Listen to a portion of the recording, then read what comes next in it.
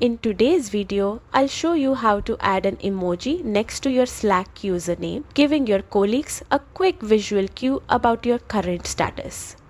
Don't forget to like and subscribe for more helpful Slack tips. First, open your Slack app on desktop or through a web browser. If you are not signed in yet, log in with your email or use Google or Apple for a faster sign-in.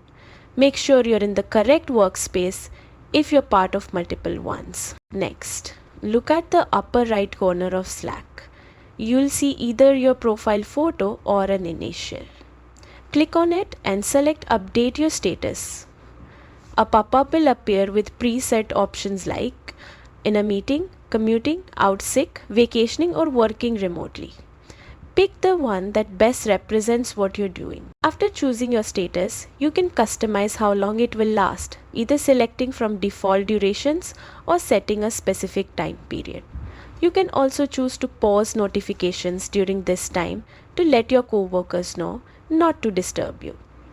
Finally, click Save. Your chosen emoji will now appear next to your Slack username, giving everyone a fun and clear insight into your current activity. And that's it. You've successfully added an emoji to your Slack username, making your status both informative and expressive.